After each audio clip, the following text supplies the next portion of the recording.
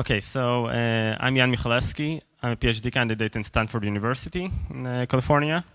And I'll be presenting joint work with Suman Nath and Jai Lu from Microsoft Research. So the title is MASHaBLE, and it stands for Mobile Applications of Secret Handshakes over Bluetooth Low Energy. So, and I'll start with an explanation of the motivation. First of all, I'll explain what I mean by secret handshakes.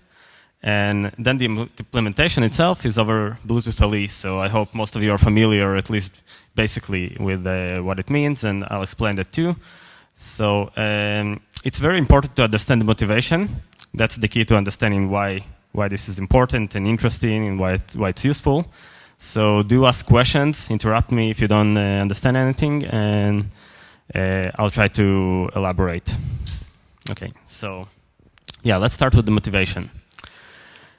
So recently we're experiencing increased user concern about privacy, not only from users that are into security and care about it, but also from the common, from the general public. There are widespread apps like Telegram and Signal that you might be familiar with, which provide end-to-end encrypted messaging, and there are additional applications that provide other privacy or anonymity features.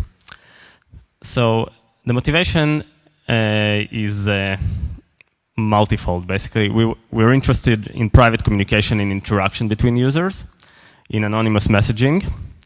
And we want to form what we call secret communities, basically secret virtual societies where users can enroll in the community and interact with other users, but they want to preserve their anonymity and privacy within the community.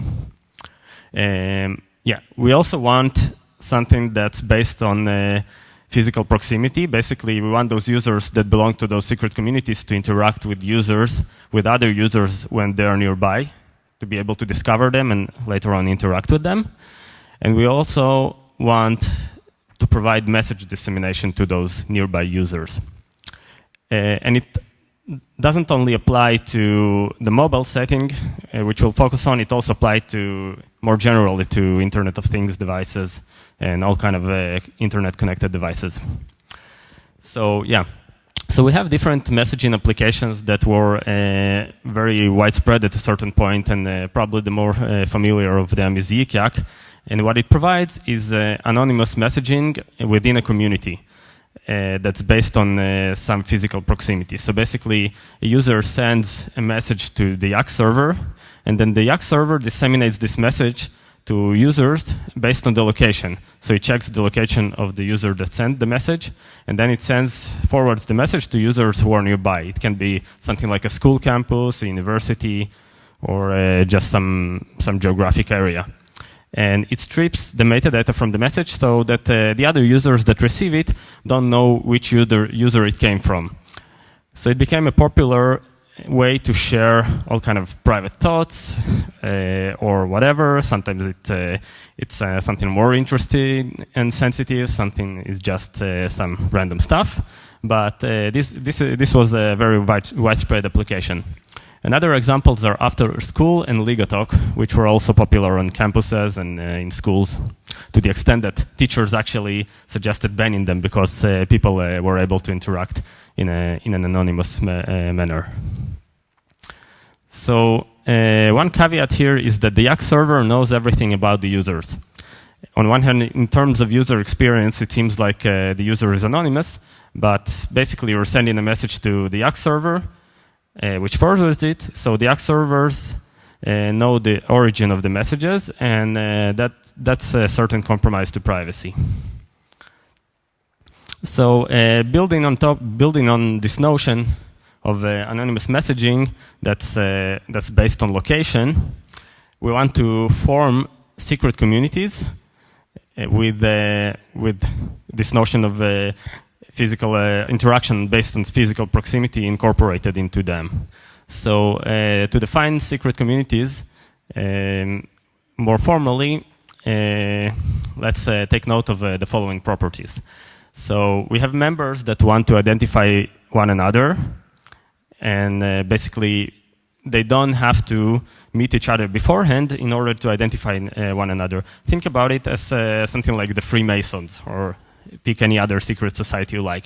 So basically you have people, a very loose organization, where you have some administrator or some head of the organization, users enroll, users basically join this organization, and then they want to be able to recognize one another when they meet each other.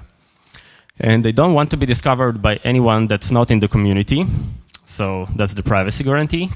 We want it to be based on geolocation, and we want to maintain this geolocation privacy. So we basically don't want to, we potentially want to avoid sending our coordinates to some server that will notify us of users that also belong to the community that are nearby.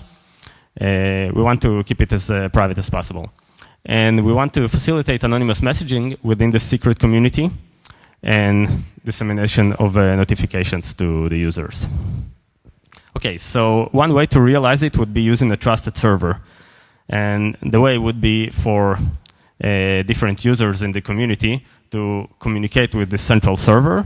The communication can be secure, it can be over an encrypted channel with authentication and all of that. But, and basically sending the server both the content that you want to send to other users and also your location, so that the server can check who are the users that are close to one another and notify them of their proximity. And then the users can start interacting and pass content to one another. The problem is that in this case, the server becomes a target for attacks. So basically, what's called compulsion attacks, where you have a single point of failure, basically one point, which if you manage to attack successfully, you gain access to the whole system. You compromise the whole system. So if the evil attacker manages to get control of the server, it knows both all the metadata related to the messages passed and the content as well. It can know who are all the users that belong to the community, and it can also impersonate another user in the community. So that's one problem. And also the fact that you're communicating, even the communication itself with the server is problematic, because it basically reveals your affiliation with this specific organization. If people know that this server belongs to a certain organization and you're addressing the server, then you clearly has something to do with it. So you can use anonymity solutions like Tor, but that might complicate the setup. There are also all kind of attacks on Tor, timing attacks. So that's another point we would potentially like to avoid. There's another issue of internet connectivity, which might not always be available for mobile devices. Mostly you have it, but sometimes you might be in an area where you don't have good connectivity to a central server. So that's another issue. And the trusted central server approach also requires you to submit your GPS coordinates and requires communication. So both of these are major factors in terms of power consumption, in terms of the battery consumption of a mobile or a small IoT device. So a GPS is a very power-consuming sensor. And you can see the breakdown of the power consumption in these graphs. So that's another thing we would like to improve upon. So to summarize, we want to avoid interaction with the central server. We want to leverage physical proximity for the interaction we want to create between users. And we want to minimize energy consumption. So all of that suggests that Bluetooth Low Energy might be a good promising solution. So Bluetooth LE, or Bluetooth Low Energy, is a protocol that was designed with energy efficiency in mind. It was designed for communication between devices on a short range, meters or tens of meters at most. And it's super energy efficient. And you can communicate between different mobile devices, or you can also communicate, have some interaction between something that's called a beacon that transmits something, and other devices receive it, and they can reply to this beacon, or just be notified of something with some custom data that's placed in this beacon. So that's good, but first the devices, in order to support those secret communities, basically they have to be able to trust each other. Something that's secret, a secret society, basically implies some trust and some authentication between the users. So that has to be addressed first. So in traditional certificates, for instance, if I'm browsing to google.com, Google basically presents me, gives me a certificate that claims, hey, I'm Google, and here's some digital signature by some other root of trust that all of us trust, something like VeriSign, so you can verify my identity. And that's great, but that's not the case here, because here, the interactions between users that do not trust each other, and that they do not know each other, and they're also not willing to reveal their credentials and their identity before they can trust the other party. So there's a chicken and egg problem here. Basically, if we have Alice, and she's only willing to reveal her credentials to another party in the secret community, and we also have Bob that is in the same boat, we have a problem. None of them is willing to present some certificate first to prove its identity, and so we're kind of stuck here. So how do we break this loop? And the thing that we want is basically called the secret handshake. So think of a physical secret handshake. Let's go back to the Freemasons example. So we have some procedure in which we perform with another person, or in the cyberspace it will be a device that has the following properties. Parties do not know each other, and they perform a procedure that establishes trust. And if it fails, it has to reveal nothing, basically. If it doesn't succeed, you don't gain any information about the other party. So if I'm performing some secret handshake with somebody, I'm doing like something weird, and the other party doesn't understand it, it doesn't know what it is, so it doesn't gain any information about my affiliation with any community. But if it succeeds, if the other party is also involved with this community and knows how to reciprocate successfully, then we basically perform a handshake that reveals our affiliation with this group. And the nice property with the cryptographic secret handshakes that we'll use, kind of the cyber analogy to those physical secret handshakes, is that also enable us to establish respective roles within those groups. So I can introduce myself as some VIP member of this group, and another person can introduce himself as an administrator of some secret community. So things like that. So that's exactly what we want here. Is it clear so far? Okay, so let's go on. Cool, so before I describe how we do it actually, I want to mention some more applications that are related to BLE and how they can be enhanced with this secret handshake technique. So if you're familiar with iBeacon, that's basically a Bluetooth LE beacon that was standardized by Apple, and it can announce the presence of different devices, and it can be used for something like announcing some event. So a company named Double Dutch actually used the iBeacon to advertise events and perform head counting, basically count the attendance to the event. So the users would scan this for this beacon, would receive it and reply to this beacon, and the base station that would transmit this beacon would count the number of responses, and using that basically count the attendance. So that's nice, but it exposes the users and the event as well for tracking. So somebody, so far we didn't require any privacy guarantees, but if we want to make the event private, or the fact that I'm attending this event private, if it's something sensitive, then we would like to prevent tracking. So for instance, if there's an eavesdropper in the crowd and it's scanning for beacons, we don't want to enable basically disclosing the fact that somebody has attended an event, or even the existence of the event by scanning this beacon. So by introducing the secret handshake between the base station and the attendees, we can solve this privacy issue. So that's the example, that's kind of the illustration. You have the beacon, it's transmitted, received by users, and they reply to it. So if we introduce a secret handshake instead, we can increase the privacy.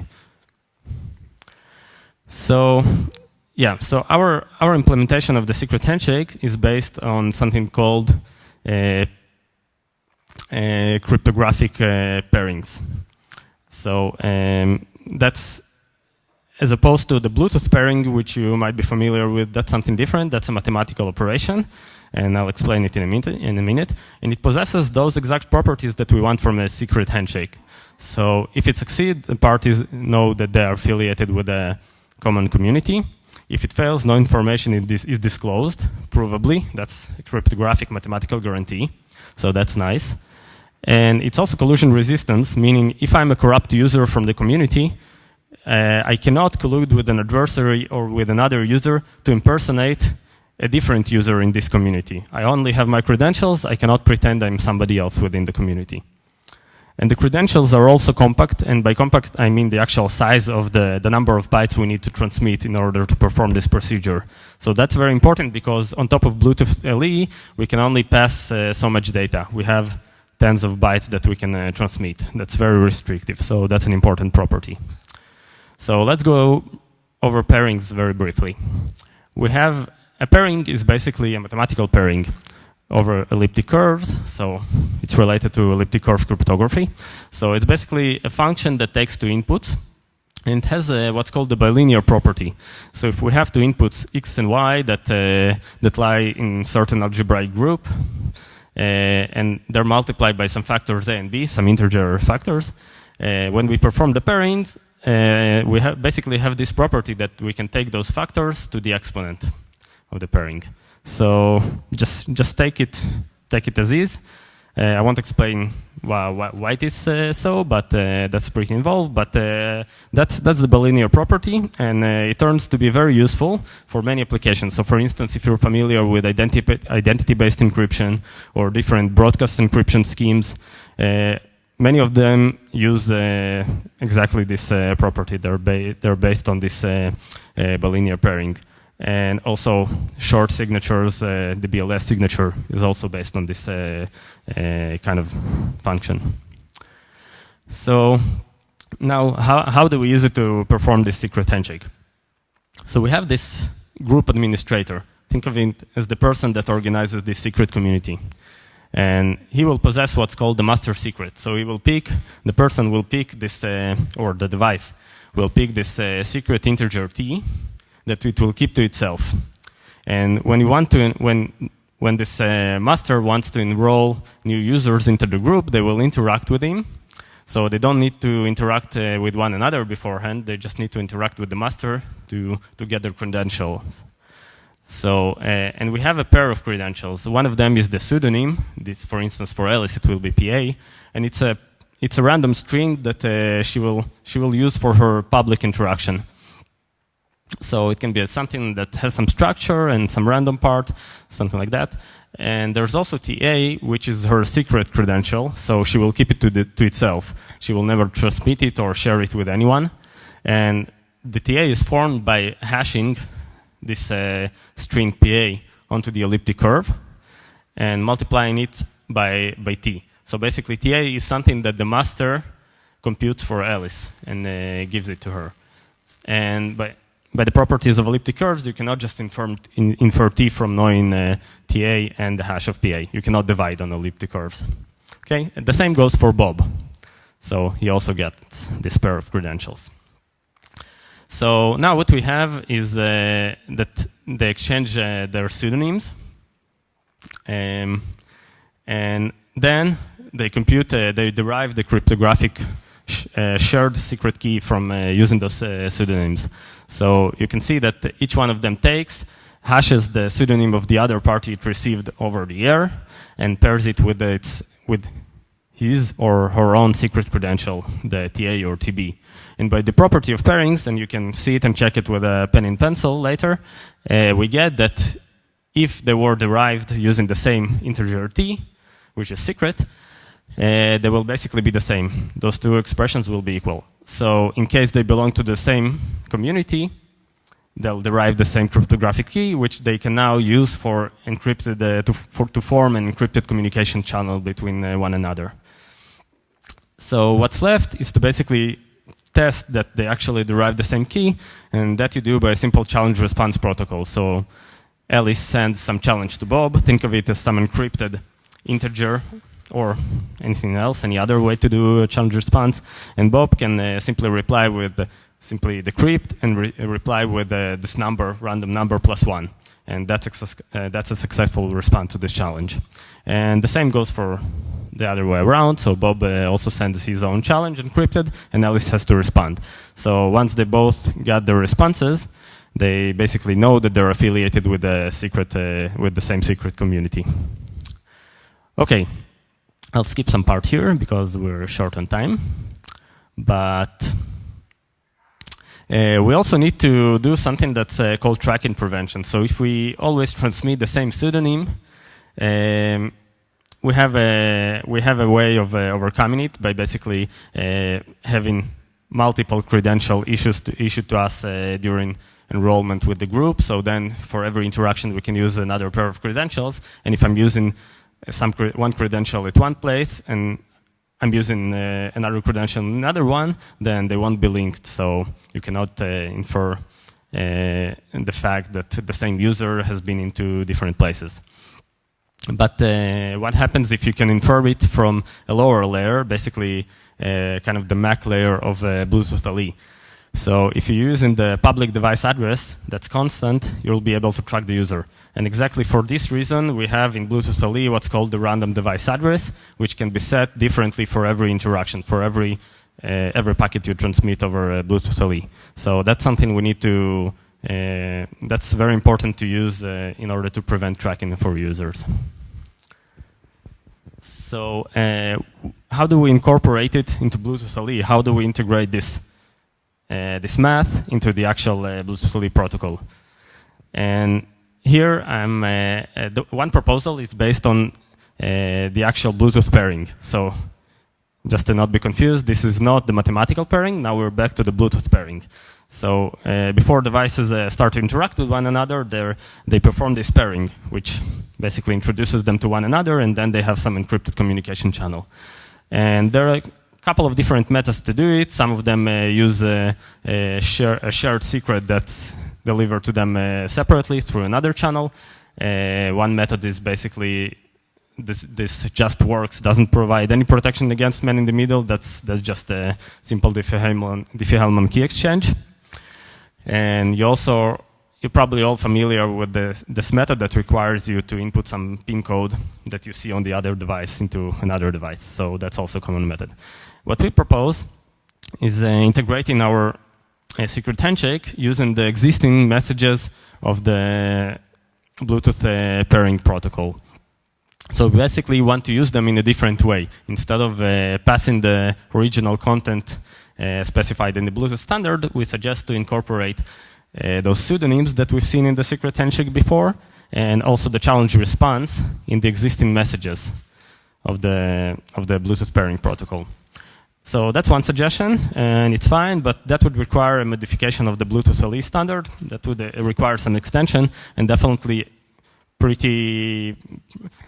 quite a low-level access to and modification of the hardware or the software, depends on which layer in the stack it's implemented. But that's a pretty involved change. So that would be nice for future versions. But currently, we wanted to implement it on the Bluetooth LE stack as is. Basically, use the existing capabilities to perform the secret handshakes. So we ended up using what's called Bluetooth LE advertisements. And another name for an advertisement is basically a beacon. All the beacons, they're based on those advertisements. So that's something you can transmit constantly in a very energy efficient way. And other devices can scan for it. So scanning is supported by most mobile devices. And publishing advertisements wasn't supported by all of them at the time. At least at the time of writing, Android didn't support the advertisements de facto. It wasn't the API, but you couldn't do it on all the phones. Nowadays, we have Google Nexus 5 unknown, and Nexus 6P. They all support publishing advertisements and control some content in this advertisement packet. And the best support actually turned out to be on Windows Phone 10, which enabled both scanning and advertising at the same time. And as much as I wanted to avoid developing on Windows Phone, I ended up using it because that basically provided us with what we needed. So these are actually small packets that enable squeezing a little bit of custom data into them. So originally 32 bytes, but there are further restrictions that depend on the operating system, the API, and on Windows Phone we could basically control 20 bytes. So in those 20 bytes we need to squeeze all those pseudonyms, challenge responses, whatever we had in the secret handshake. So luckily, because the credentials were compact, we were able to achieve 128-bit security with this size. So, and the implementations, before implementing it, we had a couple of considerations. We needed an easy implementation of the mathematical pairings. They're pretty involved, so we had this JPBC library, but we couldn't use it as is for Windows Phone. We needed support for Bluetooth LE advertisement publishing and scanning, obviously, but publishing. And Windows Phone ended up supporting scanning and advertising at the same time, which turned out very useful in order to implement this protocol. So we ended up using it. And what we used for the mathematical pairings was the Stanford PBC. PBC stands for Pairing-Based Crypto Library. We had to port it to ARM, and we also written a .NET wrapper for it that's called PBC Proxy. And that's kind of a nice byproduct of this project because it enables other pairing-based cryptography applications. So now you can take it and implement identity-based encryption, broadcast encryption, whatever you can think of that requires pairings. And also whatever requires operations over elliptic curves, so that's a nice byproduct. And the communication between the two phones is based on alternating between those states of scanning for advertisements and advertising yourself. And sometimes it happens in the same time, simultaneously. So that's a diagram that describes the protocol, and the terms advertiser and scanner are kind of arbitrary. They both perform scanning and advertisement. It just the advertiser is the one that sent its credentials first, its pseudonym first to the other device, and the scanner is the device that received it and now proceeds with replying to the pseudonym with his own pseudonym and proceeding with the handshake. So you can see that they alternating between those scanning advertisement states and compute the share keys at some points and then perform the challenge response. So the important part here is the evaluation. And what first of all, we needed to verify that functionally it works. So we have some protocol, we have some communication between two devices, and we need to make sure that there are no issues of missynchronization, and they can actually perform those handshakes successfully. So we conducted an experiment in which two mobile devices were running our application for more than 2 hours, and with frequently performing those handshakes. And out of more than like 1,068 handshakes, 1,025 of them succeeded. So it's a very high success rate. And the handshakes that did not succeed, they probably did not succeed because of some missynchronization issues between the two devices. So still pretty good. And the last experiment that's more important in terms of proving that you can actually go for a whole day and perform those handshakes between devices is the energy consumption evaluation. And once again, we showed that to summarize the result of this experiment, what it shows is that we can use a mobile device and go on proceed with those handshakes for a whole day, and we can still won't drain the battery completely. So we can actually practically use it nowadays. So the future work would be implementing it for Android, because now it's also supported by Android, and performing some optimizations that are related to the mathematical pairings.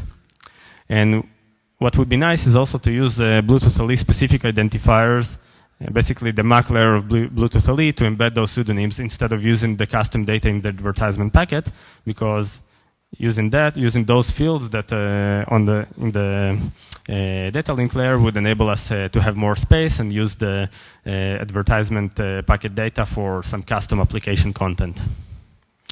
And obviously develop more Windows Universal applications using this PBC proxy.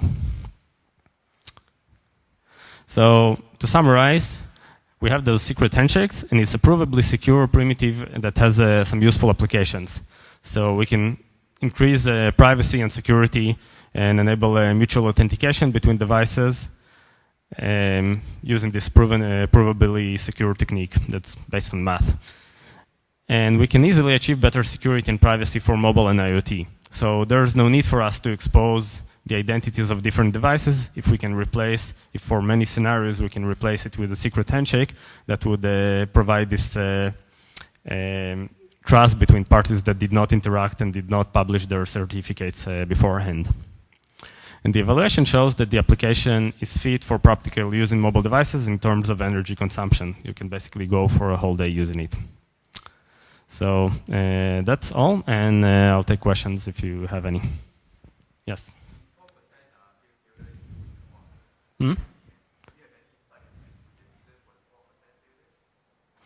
Again, can you repeat it?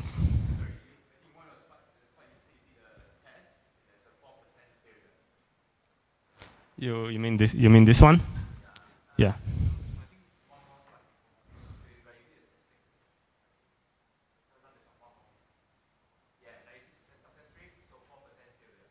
Yeah.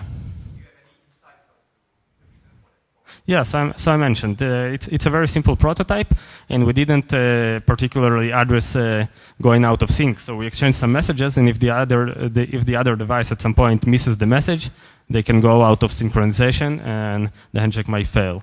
You can easily solve it by using acknowledgement between the two devices. That would increase the number of messages, but it's pretty easily solvable, and you can reach 100% success. Yeah.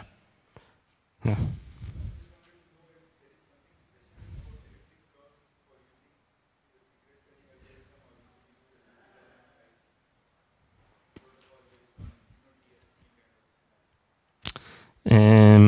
Okay, so yeah, the question is whether there's something special about elliptic curves and whether we can use a regular Diffie-Hellman protocol. So first of all, Diffie-Hellman is just a key exchange.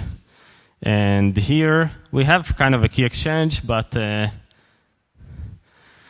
property we really need is this intractability of devising the secret. So that's similar to kind of a discrete log problem in multiplicative groups, but and another property we need is this property of the bilinear pairing. And for that you need, we only know how to implement pairings, bilinear pairings over elliptic curves currently. It doesn't mean that in the future we won't find another way to implement it, but currently that's the thing, so that's why we need elliptic curve cryptography here. Okay. Yeah? Any other questions? No? Okay, so thank you for attending, and the code is available online. We have a white paper that's going to be published under the conference proceedings, so welcome to take a look. Thanks.